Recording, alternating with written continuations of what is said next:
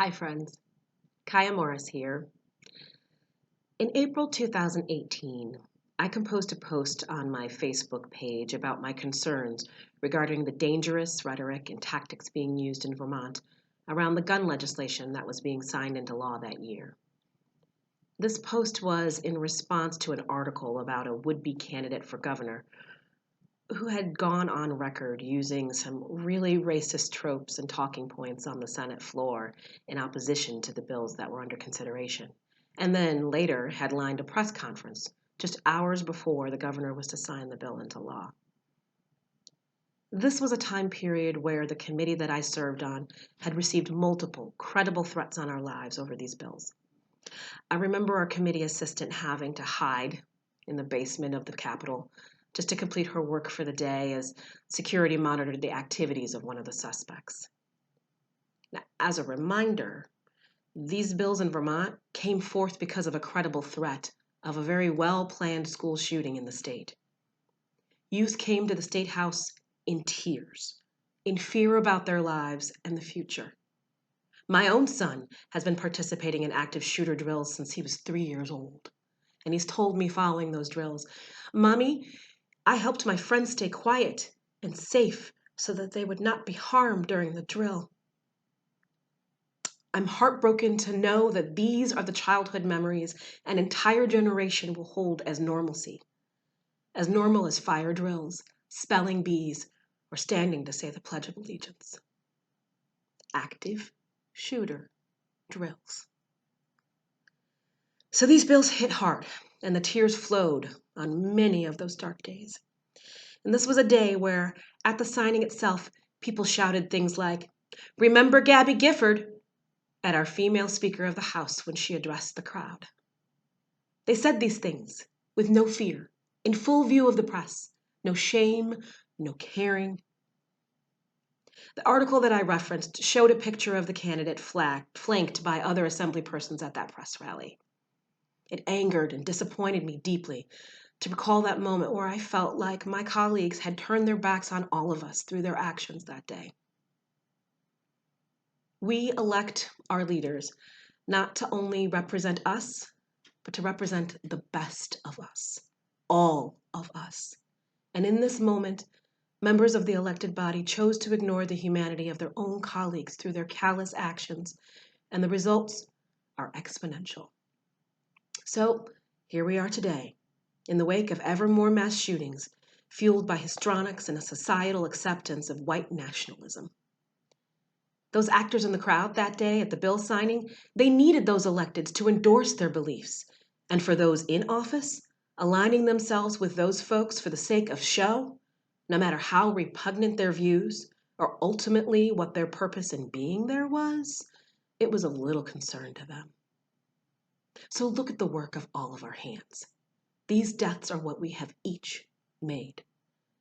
So I invite you to listen to the words from my post in the past and see if you can find resonance in the conversations and debates that we're having today. I called out my colleagues then, and I will continue to demand more from all of us.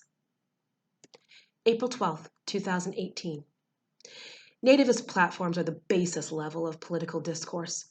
And if you're an elected who chose to stand by him as he invoked that historical violence and did not decry it, know that we are all watching.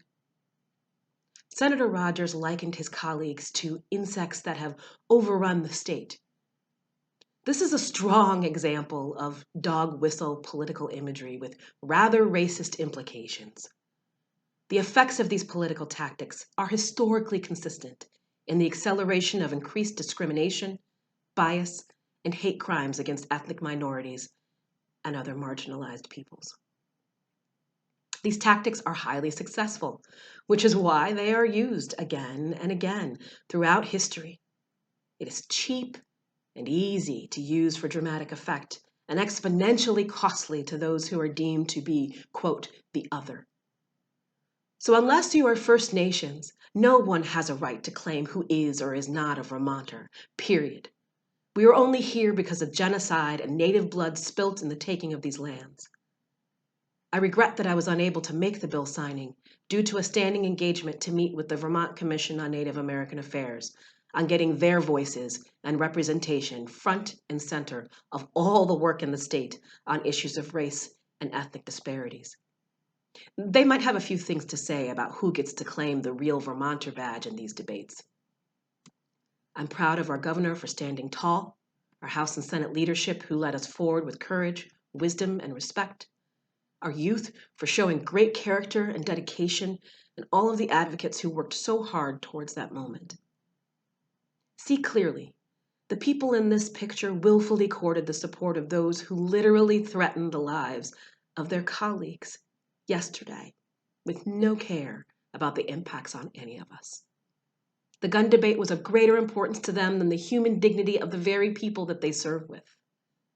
Knowing fully the real danger ahead, they made a choice to kick the hornet's nest again, right before the signing, which did nothing to stop it from happening. They knew that the press conference would not change the outcome. What it did accomplish was to stoke the flames of rage and hatred over these bills by their opponents. They have callously stood by while people have lied about, insulted, and terrorized their peers over these measures over the last several weeks and did nothing to abate it.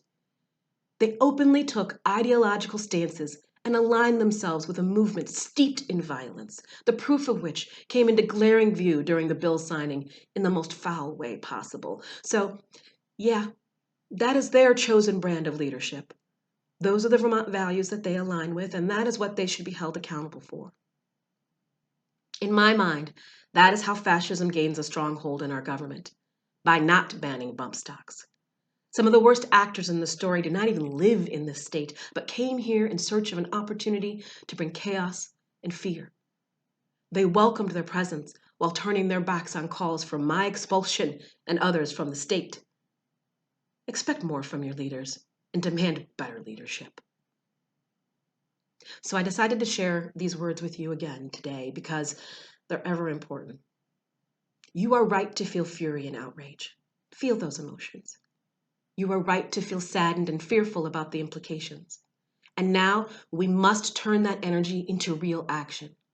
If your electeds, and I'm talking about everyone from Congress to your municipal government leaders to your local school board members, are not actively and consistently talking about the role of systemic racism, bigotry, xenophobia, homophobia, transphobia, ableist, sexist, anti-Muslim, anti-Semitism, anti-poverty ideologies and strategies, and normalizing and activating violence in our nation at every turn, then they need to go. I do not believe that this cannot be fixed, but be vigilant to ensure that the solutions that are proposed are not merely a ruse or a distraction that will not get to the root causes of this violence. The soul of our nation is at stake, and the world is watching. I implore each of you to get back to work. There are books, videos, trainings, documentaries, dialogues happening all over. Seek them out, listen, and learn. This is not the time for comfortable silence. We need all of you. Thank you.